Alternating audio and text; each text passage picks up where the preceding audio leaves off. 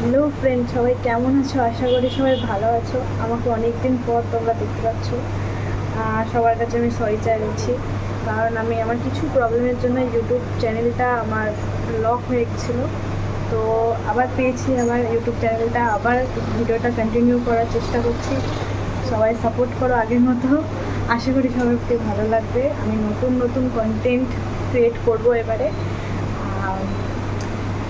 ভালো লাগলে অবশ্যই লাইক করবে। এবার থেকে কন্টিনিউ ভিডিও আসবে, শিওর একদম।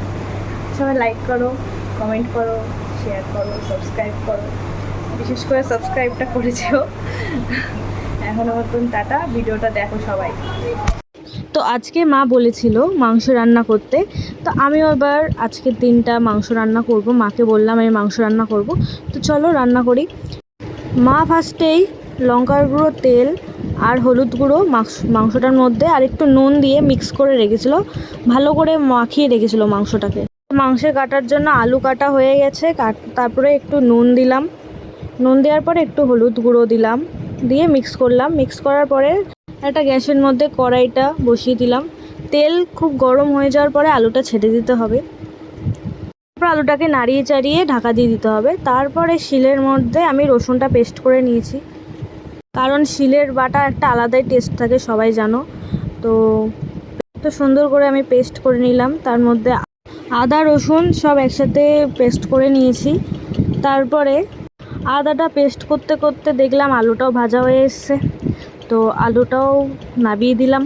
তো আলুটা একটা থালার মধ্যে রেখে আর সেই গরম কড়াইয়ের তেলের মধ্যে একটু গোটা গরম মশলা, লবঙ্গ আর এলাচ, তেজপাতা ঘরে ছিল না, তাই জন্য তেজপাতাটা দিইনি।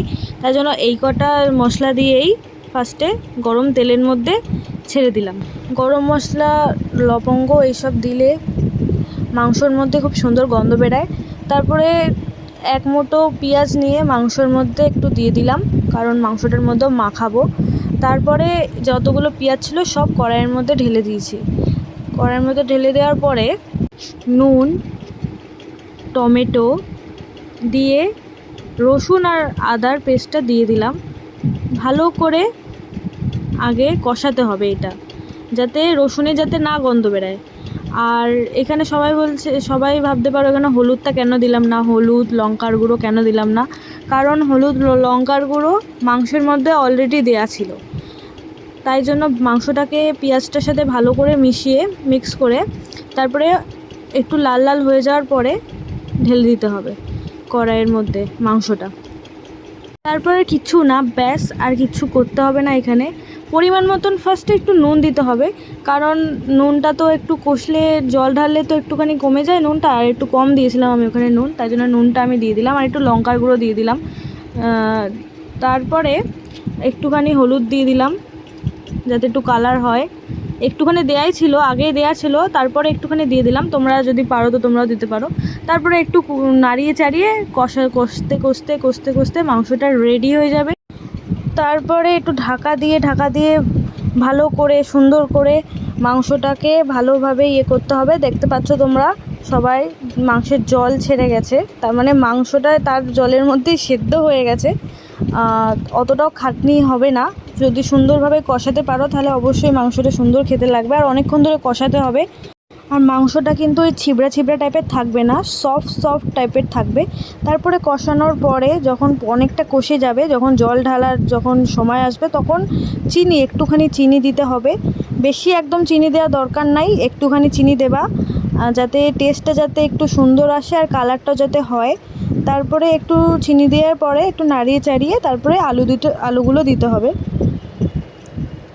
আমি একটু আলু দিয়ে কষিয়ে নিয়েছিলাম, আলু দেওয়ার পরে একটু কষিয়ে নিয়ে তারপরে জল ঢেলেছিলাম। তোমরা চাইলে আলু দিয়ে নাও কষাতে পারো, আমি কষিয়ে নিয়েছিলাম আলু দিয়ে। তো কষানোর পর জল দিলাম, যেহেতু মাংসের ঝোল আর একটু বেশি করে ঝোল দিতে হবে। এখন থেকেই মাংসগুলো সেদ্ধ হয়ে গেছে আর আলুগুলো অনেকটা সেদ্ধ হয়ে গেছে, কারণ আমি কষানোর সময়ও তো আলুগুলোও কষিয়েছি। খুব সুন্দর খেতে লাগবে আশা করি। আর আমার যদি রান্নার ভিডিওটি যদি ভালো লাগে তাহলে অবশ্যই লাইক করে দেবে, সাবস্ক্রাইব করে দেবে। আর এরকম ভিডিও যদি আমি আরও অনেক রকম রান্নার ভিডিও এবার থেকে আপলোড করব, তো যারা যারা দেখতে চাও তাহলে অবশ্যই আমার সাথে থেকো, পাশে থেকো আর সাবস্ক্রাইব করে যেও। Bye bye, tata.